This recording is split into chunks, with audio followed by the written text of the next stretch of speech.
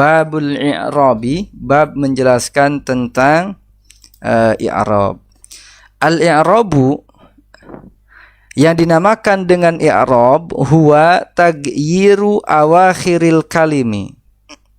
I'rab itu ialah taghyiru awakhiril kalimi, berubahnya akhir-akhir kalimat, likhtilafil awamili, karena berbeda-bedanya amil, ad-dakhilati, yang masuk, alaiha, atas kalimat, lafzon, secara lafad, au taqdiron, atau secara takdir.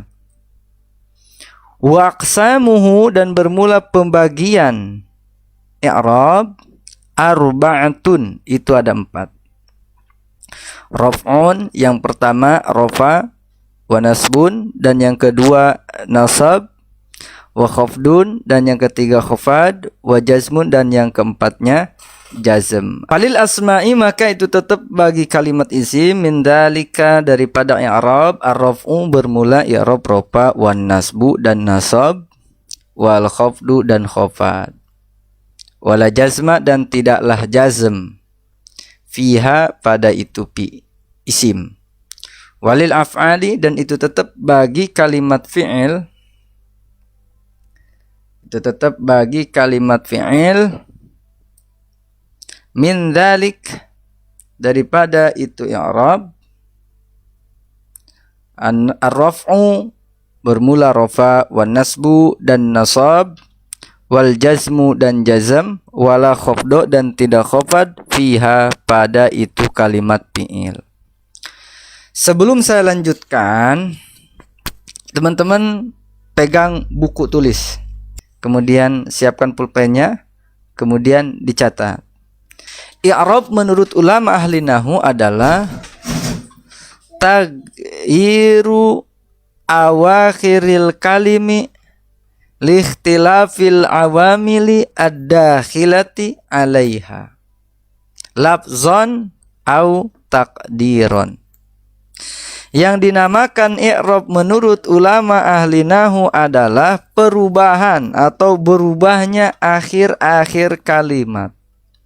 Contoh, Zaidun qaimun. Zaidun qaimun. Saya katakan Zaidun qaimun. Ini huruf dalnya sama huruf mimnya nih. Yang kita perhatikan huruf dal. Zaidun. Ini kan dibaca domah tanwin.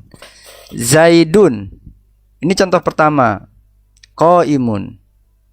Lalu masih lafaz Zaidun. Kita bahas Zaidun nih. Zaidun kita warnain ya. Warnain merah.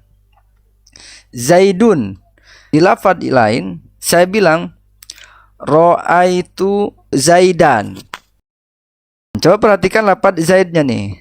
Lafaz Zaidnya ini juga bacanya beda. Bacanya dibaca fathah, huruf dalnya. Huruf dalnya dibaca fathah. Berbeda lagi di ucapan saya yang selanjutnya nih. Saya bilang marortu bi Zaidin misal. Nah, huruf Zaid aja. Fokus ke Zaid. Oke ya. Zaidun qaimun. Contoh pertama saya baca Zaidunnya didomahin, domah tanwin. Di contoh kedua saya baca ra'aitu Zaidan, dibaca fathah. Sedangkan di contoh yang ketiga saya baca marortu bi Zaidin. Kenapa? Gitu ya. Karena dia berbeda amil yang masuk, karena dia kemasukan amil-amil yang memerintahkan untuk diberikan harkat sesuai dengan perintah amil itu. Artinya Zaidun kenapa dibaca doma? Karena dia jadi permulaan kata. Jadi permulaan kata, atau yang lebih mudah lagi saya kasih contohnya ja'a Zaidun. Nah, kenapa dibaca Zaidun?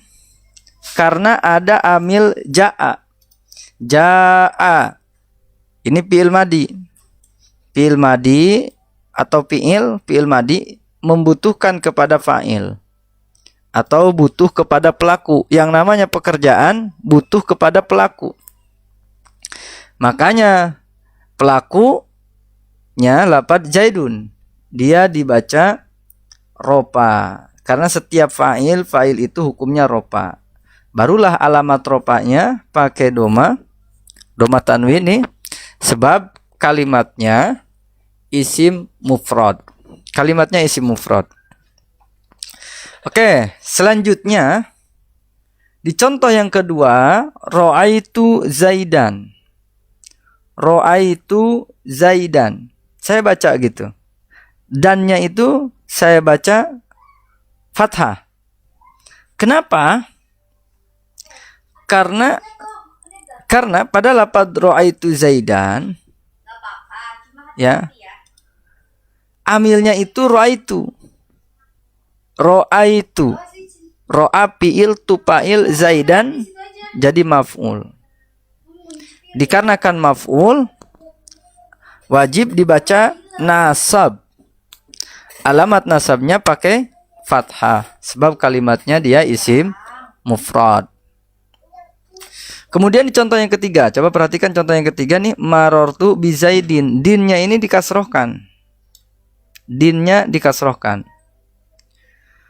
Kenapa dia dikasrohkan? Karena sebelum lafaz Zaidin ini ada amil yang memerintahkan untuk dia nasab, untuk dia khofad. Apa amilnya? Yaitu bi. Nah, bi-nya ini huruf jar. Setelah huruf bi, setelahnya ini majrur. Majrur wajib dibaca jar. Barulah masuk ke alamat jar atau tanda jarnya, tanda khofadnya memakai kasrah sebab kalimatnya isim mufrad. Perubahan dari Zaidun, perubahan Zaidun, kemudian ro'aitu Zaidan, perubahan martu bi Zaidin, dia bisa berubah lafaz Zaidun itu. Perubahan itu disebut namanya i'rab menurut ulama nahwu. Wa aqsamuhu arba'atun raf'un wa nasbun wa khafdun wa jazmun. Pembagian i'rab menurut ulama nahwu, pembagiannya i'rab menurut ulama nahwu itu terbagi menjadi 4.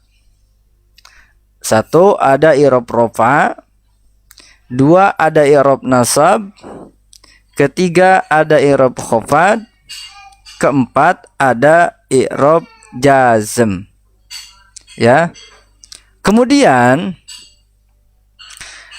dari keempat ini ada yang masuk kepada kalimat isim, ada yang masuk kepada kalimat fi'il. Ya, ada yang masuk keduanya. Masuk juga kepada kalimat isim, masuk juga kepada kalimat fi'il. Oke. Untuk mempermudahkan, saya akan berikan contoh di sini. Ada kalimat isim, kemudian kalimat fi'il, kemudian bisa masuk kepada keduanya, bisa masuk kepada isim atau masuk kepada fi'il. Bisa masuk kepada kalimat isim atau dia juga bisa masuk kepada kalimat fi'il. Ada yang masuk kepada kalimat isim, ada yang masuk kepada kalimat fi'il, ada juga yang masuk kepada kalimat isim dan juga fi'il. Yang khusus masuk kepada kalimat isim 1, yaitu i'rab khafad atau yang sering kita kenal dengan i'rab jar.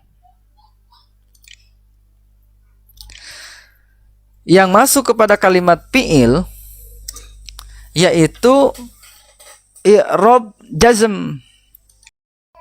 Sedangkan yang masuk kepada kalimat isim dan juga masuk kepada kalimat fi'il ada rofa dan ada nasab.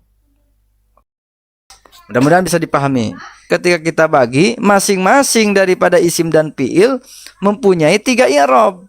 Intinya itu, masing-masing daripada kalimat isim atau kalimat fiil mempunyai 3 i'rab. Isim mempunyai 3 i'rab. Rofa, nasab, khofad. Nah, itu i'rabnya kalimat isim. Contoh, ini kan isim tadi mempunyai berapa i'rab?